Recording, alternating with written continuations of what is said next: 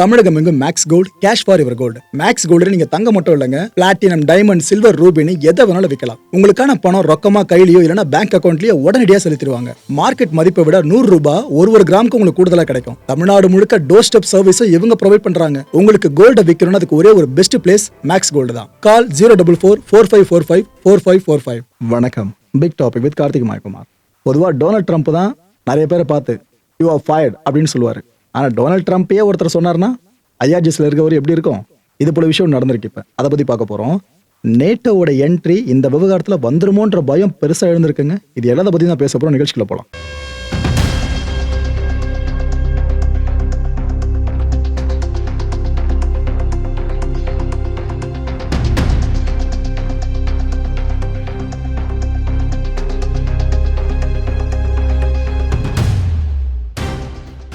இந்த ஸ்கிரீன்ல ஒரு பர்சன் தெரியுறாருல, இவர் இந்த ஐஆர்ஜிசி இருக்குல்ல, இதோட ஸ்போக்ஸ் பர்சனான இப்ராஹிம் ஜோல்ஃபாகரி. இவர் என்ன தெரியுமா சொல்லியிருக்காரு?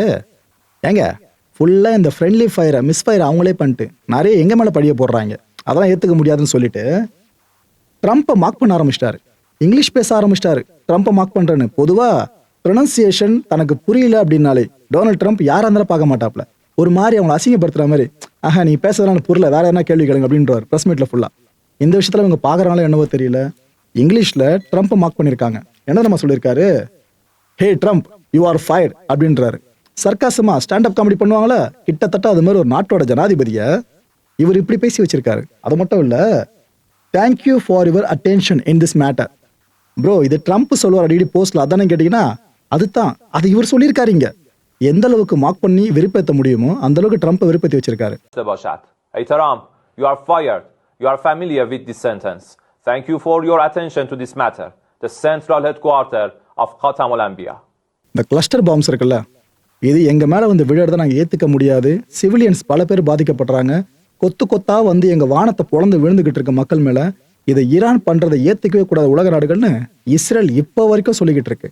ஆனா ஈரான் இப்ப வரைக்கும் அந்த தாக்குதலை நிறுத்துற மாதிரியே தெரியல.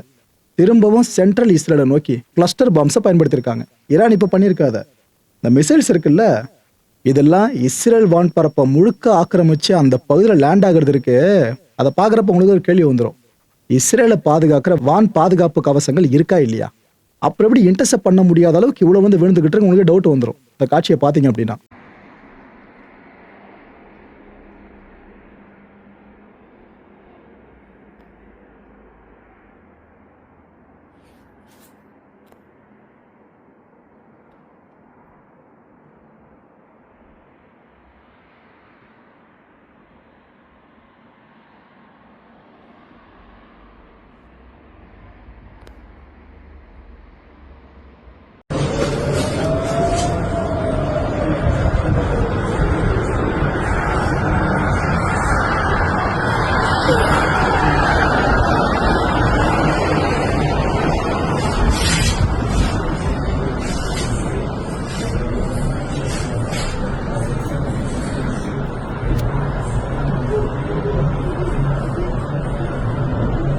ஈரான்ல எத்தனை பேர் பாதிக்கப்பட்டிருக்காங்க மக்கள், இதை பத்தி நம்ம முந்தைய வீடியோல ஃபுல்லா பேசியிருக்கோம்.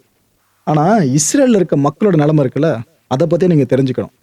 இதை தெரிஞ்சுக்கிறதுக்குனாக்கா இவங்களோட ஸ்டேட்மெண்ட் தான் நம்ம எடுத்துக்கணும். இவங்க பேரு நரம் ஜெயித். இவங்க இந்த இஸ்ரேலோட எமர்ஜி சர்வீசஸ் இருக்குல்ல, எம்டிஏ, இதுல பேராமெடிக்கா சர்வீஸ் பண்ணிட்டு இருக்காங்க.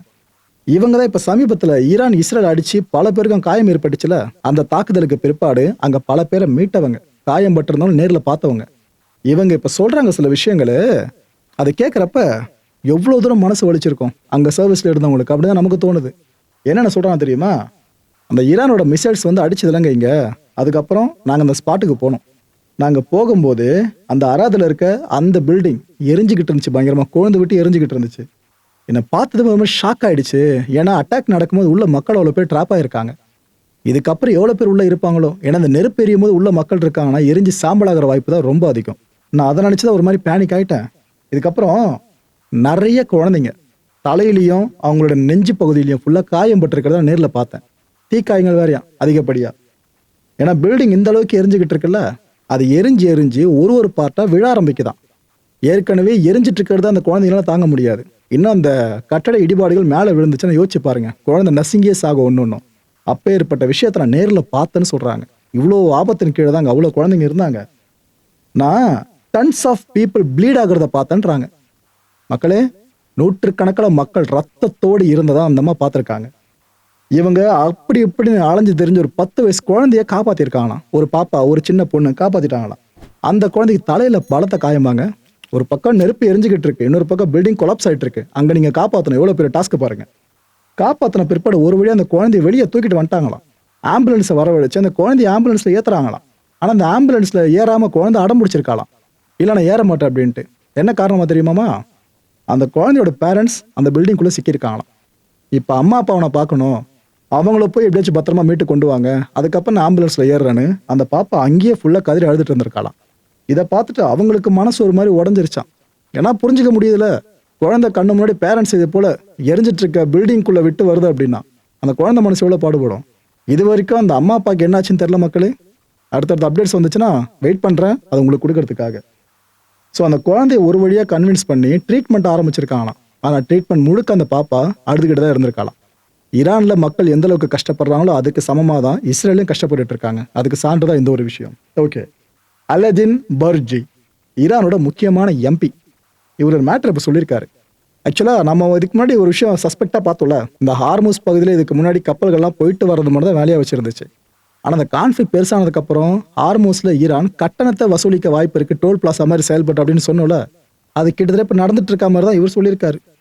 ஒரு ஸ்டேட் டிவிக்கு ஒரு இன்டர்வியூ கொடுத்துருக்காரு, ஈரான் ஸ்டேட் டிவிக்கு. அதில் என்ன சொல்கிறாப்புல, சில கப்பல்கள் ஹார்மூஸ் பகுதியை வெற்றிகரமாக கடந்துருச்சு அப்படின்றாரு. ஆனால் சும்மா இல்லை, ஒரு கப்பலும் 18 கோடி ரூபாய், இந்திய ரூபாய் மதிப்பில் 18 கோடி ரூபாயை எங்களுக்கு கட்டணமாக செலுத்தினதுக்கு அப்புறம் தான் நாங்கள் அதை பாஸ் பண்ண விட்டுருக்கோன்னு இவர் ஓப்பன் ஸ்டேட்மெண்ட் கொடுத்துருக்காரு. எங்களோட ரிஜிம் டிசைட் பண்ணிடுச்சிங்க, அதாவது இஸ்ரேல் அமெரிக்க படைகளால் எங்கள் நாட்டுக்கு ஏற்பட்டிருக்க நஷ்டங்கள் இருக்குல்ல, அதுக்கு காம்பன்சேஷன் அவங்களாம் கேட்டால் கொடுக்க போகிறாங்க, நாங்களே எடுக்கலாம்னு முடிவு பண்ணிட்டோம். ஸோ இதுக்கப்புறம் ஹார்மூஸ் பகுதி எந்த கப்பல் கடக்கிறதா இருந்தாலும் நீங்கள் எங்களுக்கு 18 கோடி ரூபாய் அப்படின்னு ஒரு ஷிப்பு காசை கொடுத்துருங்க, அதுக்கப்புறம் பார்த்து பண்ணுற மாதிரி தான் அவர் சொல்லியிருக்காரு. இப்போ இது ஈரானோட தலைமை இருக்குல்ல, இப்போ ஈரானோட பிரசிடென்ட்டோ அந்த மாதிரி லெவலில் இருக்கவங்க அவங்க சொல்லிட்டாங்கன்னா இன்னும் கன்ஃபார்ம் ஆகிடும். பட் இவர் வாயிலேருந்து இப்போ இது வந்துருச்சு, அடுத்து அவங்க வாயிலேருந்து வந்துடும் நினைக்கிறேன். நிலைமையை பார்த்தீங்களா? இதுக்கு முன்னாடி ஈரானுக்கு எப்படி ரெவன்யூ சோர்ஸை பெருசாக பெருக்கிறதுன்னு தெரியாமல் இருந்துச்சு.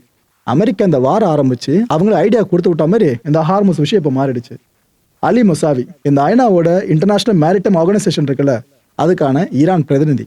இவர் இப்போ என்ன சொல்றாரு, எங்க யாருங்க சொன்னா ஹார்மூஸ் ஃபுல்லாக க்ளோஸ் பண்ணிட்டோம் அப்படின்ட்டு? நாங்கள் ஃபுல்லாக க்ளோஸ் பண்ணல. ட்ரம்ப்போட அடுத்த கட்ட அத்துமீறல்கள் பெருசாச்சுன்னா வேணா நாங்கள் அதை பற்றி கன்சிடர் பண்ணோம் க்ளோஸ் பண்ணுறதை பற்றி. பட் இப்போ வரைக்கும் நாங்கள் க்ளோஸ் பண்ணல.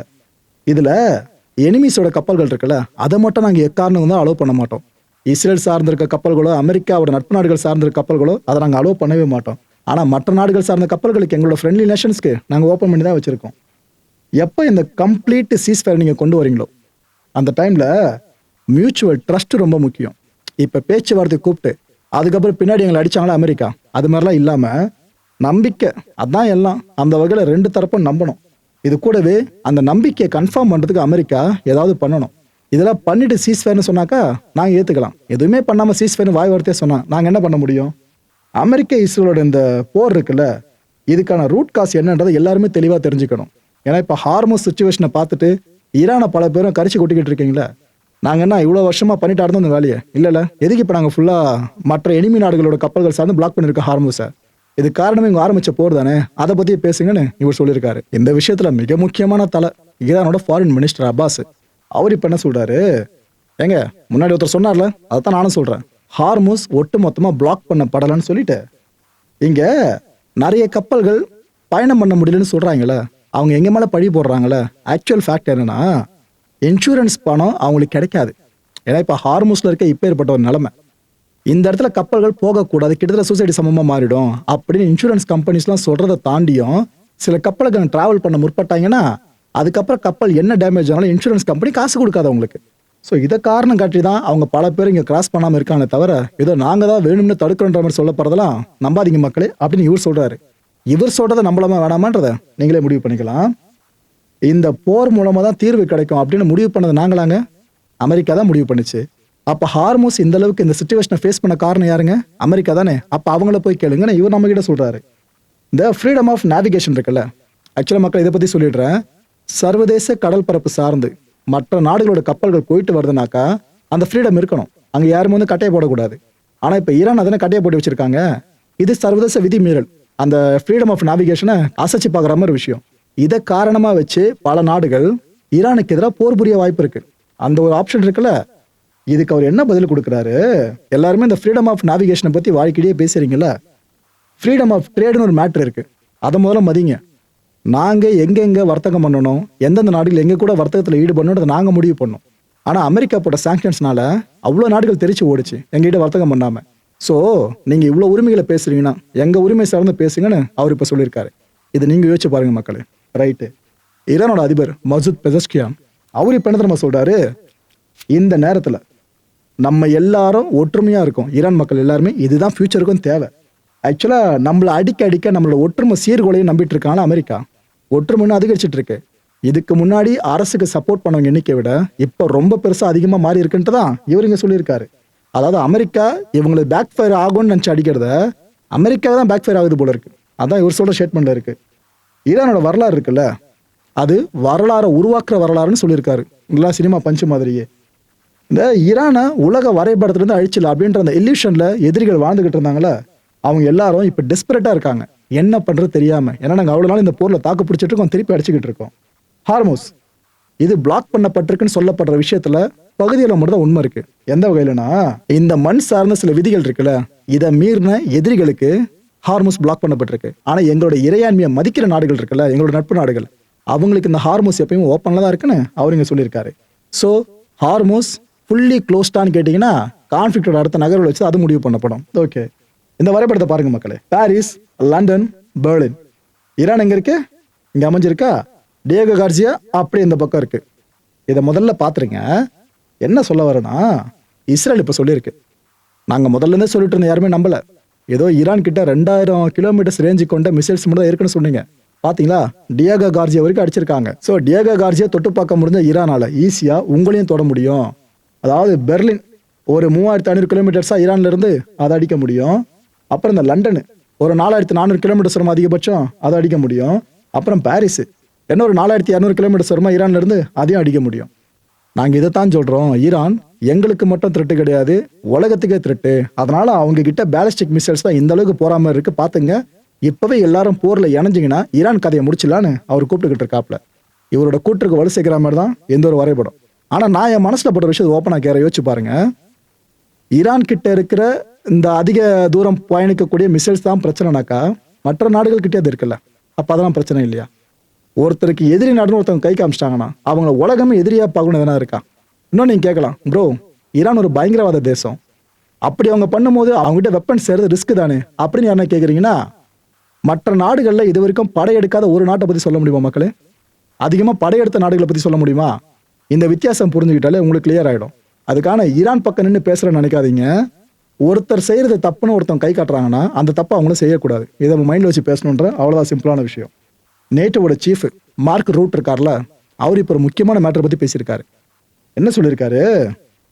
ஆமாங்க, இந்த இஸ்ரேல் சொல்லிச்சுல, அந்த மேட்டர் எங்க காதுக்கோ வந்துச்சு. ஏதோ ஈரான் கிட்ட யூரோப் கண்ட்ரிஸ் வரைக்கும் ரீச் பண்ணக்கூடிய மிசைல்ஸை வச்சிருக்காங்களாம், 4000 கிலோமீட்டர்ஸ்லாம் தாண்டி போற மாதிரி. அந்த மேட்டர் என் காதுக்கு வந்துச்சு. ஆனா காதுக்கு வந்த விஷயம் எல்லாத்தையுமே நாங்கள் கன்ஃபார்ம்னு சொல்லிட முடியாதுல்ல. நாங்கள் இப்போ ஃபுல்லாக அதை வேலிடேட் பண்ணிட்டு இருக்கோம். இஸ்ரேலோட அந்த குற்றச்சாட்டு இருக்குல்ல, ஈரான் கிட்ட இவ்வளோ தூரம் போகக்கூடிய மிசைல்ஸ்லாம் இருக்குன்னு சொல்லிட்டு, அதை ஃபுல்லாக நாங்கள் அசஸ் பண்ணிக்கிட்டு இருக்கோம். கூடிய சீக்கிரம் உண்மை தெரிஞ்சிருங்க எங்களுக்கு. தெரிஞ்ச பிற்பாடு தான் நாங்கள் ஒரு முடிவுக்கு வர முடியும்னு சொல்றாப்ல யாரு, மார்க் ரூட். இந்த இஸ்ரேலோட கிளைம் ஒருவேளை உண்மையா இருக்கும் பட்சத்தில் நேட்டோ அதுக்கப்புறம் என்ன முடிவு வேணாலும் எடுக்கலாம். அதில் நேட்டோ இன்னொரு மேட்டர் சொல்லி இருந்துச்சு. அதாவது இப்போ ஈரான் கிட்ட இந்த லாங் ரேஞ்ச் மிசைல்ஸ் இருக்கான்னு தெரியல, ஆனால் அதை உருவாக்குற முயற்சியில் அவங்க கிட்டத்தட்ட ஃபைனல் ஸ்டேஜுக்கு வந்துட்டாங்கன்றது மட்டும் புரியுதுன்னு லைட்டாக சூசகமாக ஒரு மேட்டர் சொல்லியிருக்காங்க. பார்ப்போம் இந்த கான்ஃபிளிக்ட் எவ்வளோ தூரம் போகுதுன்னு. அமெரிக்காவோட சென்ட்ரல் கமாண்டு அவங்க இப்போ என்ன சொல்கிறாங்கன்னா, இந்த ஈரான்ல முக்கியமான இடங்களை நாங்கள் அடிச்சு காலி பண்ணிட்டோம். இந்த டர்பைன் என்ஜின் ப்ரொடக்ஷன் சைட்டு இது ஆக்சுவலாக ஈரானோட இந்த நார்த் அண்ட் சென்ட்ரல் பகுதியான குவாம் ப்ராவின்ஸ் இருக்குல்ல, அங்கே அமைஞ்சிருக்கிறது. ஆக்சுவலாக ஈரானோட புனிதமான பகுதிங்க இது குவாமு. இஸ்லாம் சார்ந்து போதிக்கிற இடங்கள் இருக்குல்ல, அது ரொம்ப முக்கியம். இது அங்கே இருக்க சைட் அடிச்சிருக்காங்களாம் அமெரிக்கன்ஸ், அதை இங்கே சொல்லியிருக்காங்க. அண்டு இந்த ட்ரோன்ஸு அப்புறம் இந்த ஜெட் காம்பனன்ட்ஸு இதெல்லாம் அந்த IRGC சார்ந்து கிடைக்குது பார்த்தீங்களா, இதுக்கெல்லாம் இருதயமான பகுதியே இந்த குவாமில் இருக்க பகுதி தான். அந்த சைட் அடிச்சிட்டோன்ட்டு பெருமிதமாக இப்போ US சென்ட்ரல் கமாண்ட் சொல்லியிருக்காங்க. இந்த அமெரிக்கா இந்த ஒன் வே ட்ரோன் கேப்பபிலிட்டிஸ் இருக்குல்ல ஈரானில், இதை அடிச்சு துவம்சம் பண்ணதை இப்போ வீடியோ வேற வெளியிட்டிருக்காங்க.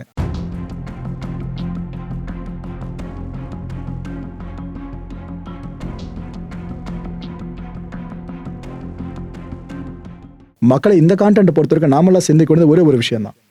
ட்ரம்ப் மீதான விசுவாசம் இருக்குல்ல, இதை நேட்டோ காட்டுற நேரம் வந்துருச்சு. ஆனால் நேட்டோ அவசரப்படாதுன்னு நினைக்கிறேன். பிகாஸ் இவங்க எடுத்ததுமே சண்டை போடுற அமைப்பு கிடையாது, சண்டையை போர் ஆரம்பிக்கிறோம் கிடையாது. போர் ஆரம்பிக்கிறதுனாக்கா அப்போ எல்லாரும் பங்களிப்பை செலுத்தி எதிரிகளை துவம்சம் பண்ணுறதுக்கான அமைப்பு. வித்தியாசம் புரிஞ்சிருக்கும்னு நினைக்கிறேன். அந்த ஒரு விதியை நேட்டோ காப்பாற்றுமா? அப்படி இல்லைன்னா தலைவர் ட்ரம்ப்புக்காக நாங்களும் களமிறங்கணும் முடிவு பண்ணுறாங்கன்னு அதை வெயிட் பண்ணி பார்ப்போம். ஏன்னா இது வரைக்கும் ரஷ்யா அந்த கான்ஃப்ளிக்ட்டுக்குள்ளே வரல. நேட்டோ வந்துச்சுனாக்கா ஆன்சர் உங்கள் கையிலே இருக்கு.